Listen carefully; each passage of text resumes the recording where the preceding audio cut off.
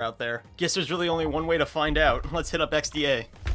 I paid $500 for this Windows laptop, and I can't even game on it because the thing shuts down under any heavy load. Okay, and now let's see XDA Galaxy S3. And while this model is the SGHT 999, well, let's just throw whatever ROM on it, because who cares? Yeah, and also, the only specific sections on XDA seem to be for this model right here, which we don't have to worry about, so let's just jump right in. Alright, let's see what's inside XDA. We got, ooh, Lineage OS on Android 14. The one we flashed on the Galaxy S3 was on Android 7, so that would be interesting, but we'll save that for later. Let's see what else we got here. Ooh, CyanogenMod 12.1. Now, I use Lineage OS all the time, and CyanogenMod is actually connected to Lineage OS. Apparently, beforehand, like, CyanogenMod, the project just shut down, and then all the people who worked on it moved over to Lineage. I think it'll be neat to take a look at how it differs to Lineage OS, though. Oh, you know what? That's right. Did I install TWRP on this thing? That's Sid from CyanogenMod, but I don't know if we get TWRP. Ooh, there it is. Alright, so advanced, ADB sideload. Let's fire up command prompt. Okay, then we want to run the ADB sideload for this file right here. Try to ignore my bad command above. Now let's just wait for USB 2.0 to do its thing and take forever. Oh, sideload failed. Alright, maybe I should have actually been paying attention to the model number instead of just winging it. Like I said earlier, with the CyanogenMod project shutting down and turning into Lineage, we gotta hit up an archive to find those builds. Maybe it's a good thing it failed, because we can use a later version of CyanogenMod on this thing. Ooh, there it is. Alright, let's do that again. Huh? Oh, I forgot to do .zip. Are you kidding me? Haven't I done this like 18 times now? Total transfer 0.01? Wait, what's up? Can't install this package on top of an incompatible data. Oh, you know what? I didn't wipe the system. Duh. I'm never beating the Alzheimer's allegations. Okay, so I took a sec to wipe everything, reboot the phone. Let's take a look if it works now. Nice, it's actually installing everything now. Looks like it actually worked this time. Alright, let's take a look at CyanogenMod. First time seeing this boot animation. Yeah, this background isn't really helping the obvious burn in this S3 has. And that's all for the setup, and yeah, this is the same exact wallpaper as Lineage OS. It's also running a similar version of Android that we had Lineage OS on as well, so yeah, this isn't going to be very fun to play with. Let's download an older version, actually. Okay, so I've been toying with this a bunch off camera, and apparently nothing likes this TWRP version we're using, so instead of using the one made for this phone, we're just going to move to D2 LTE. Or I guess we'll just go with the AT&T option, because I'm not seeing D2 LTE over here. This is such a pain in the ass. Next time I'll get an international model. And there we go, seems like that fixed our issue. Now let's reboot and take a look at the real CyanogenMod. I'm too young to recognize this, but I'm sure a lot of you in the comments do. Now this design is what I think of when I think of the name CyanogenMod. Set up your CyanogenMod account. Oh yeah, that's not working anymore. What I find interesting is the older version of CyanogenMod actually gets my time zone correct out of the box, but Lineage OS doesn't. And now setup's complete. Congratulations, your phone is ready to rumble. More like ramble, am I right? Ha ha ha. And there we are, near stock Android 4.4 CyanogenMod. Let's take a look at the Android version. Yeah, 4.4.4. And we installed a nightly build, not an experimental build, so I'm kind of surprised we have super user right here. Let's keep digging through settings and see how this compares to Lineage. And themes, yeah, that's not a thing on Lineage. Oh, that's pretty neat. So apparently you can just like mix and match different parts of the Android themes with like styles, and you can just import your own ones and maybe just like keep the default icons. What about the notification drawer? Can we make the stock one on Android 4 not suck so much? Quick access ribbon, show and drawer. Oh, that's so much better. What about the apps pre-installed on CyanogenMod though? What's Apollo? Oh, okay, so it just seems to be like a local MP3 file player. Let's put some music on this thing. USB debugging is enabled by default, and does USB automatically? Yeah, USB automatically just lets your files be available on Windows. That wouldn't fly on Android today. Okay, so using ADB, I just pushed the file to the phone, so let's play it. How are you not finding it? Oh, you know, it's probably because I put it in the SD card directory. Oh, okay, so here's our music file. So we'll click on this, and we'll use open with, and then Apollo, and that should play the music fine. I really like how it replaces your wallpaper with the fantastic album art we got going on here. Next up, what's voice dialer? Oh, it's like some, like very ancient version of like Google Now or Google Assistant or whatever. Open settings. Wow, okay, thanks, you're completely useless.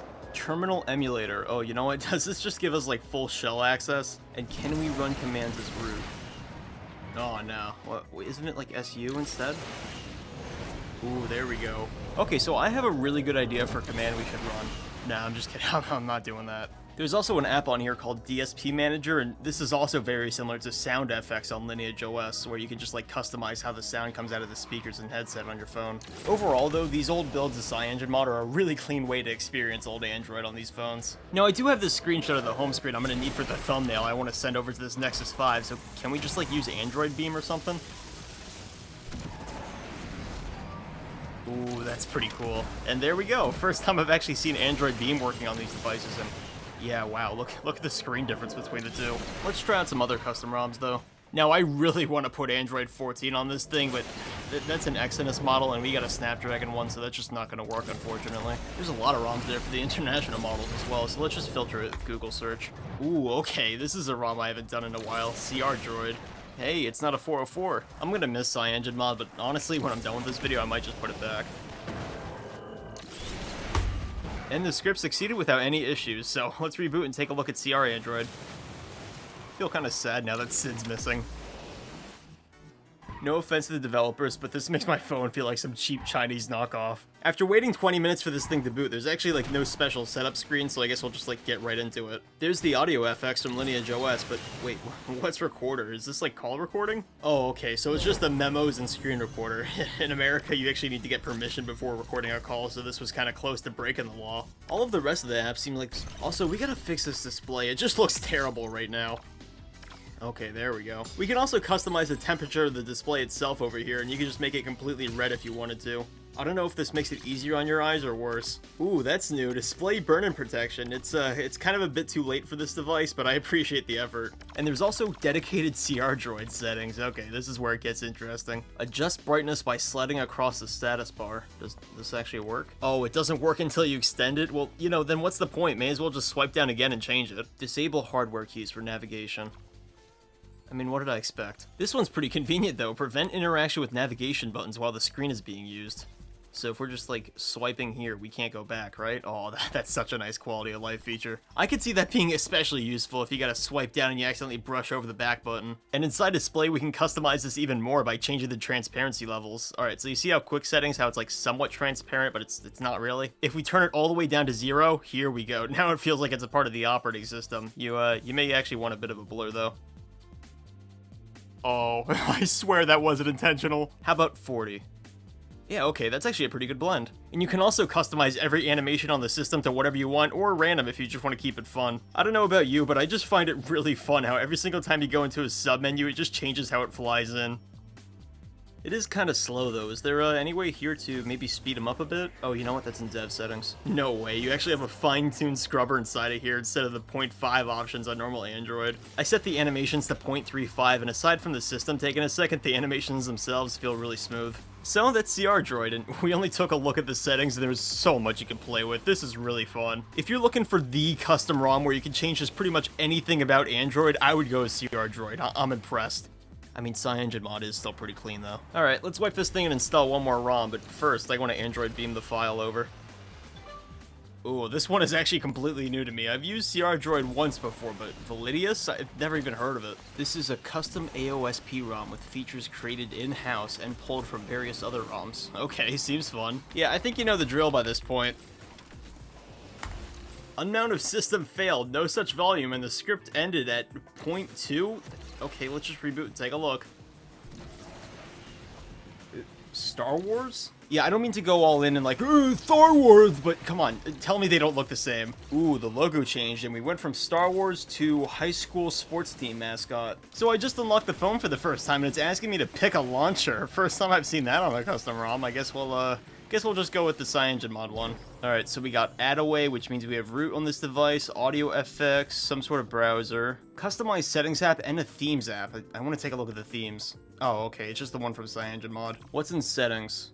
Oh, and we got a cool overlay over the title. Same as usual until we scroll down and we reach the void. Ooh, that sounds edgy. It feels like I'm scrolling through a Facebook page. So I was messing around inside the display settings, and I actually found a cool new toggle, LCD density. So this actually like helps us zoom out of screen, right? That's actually a pretty cool toggle that wasn't on the other Android ROMs. What's gesture anywhere? Oh, you know what? This is oh yeah, this is one-handed operation from One UI. Let's see what we can bind the left side to. All right, I guess activities. Ooh, okay, here we go. So we can set up a bunch of different options for this. And then recent activity. What?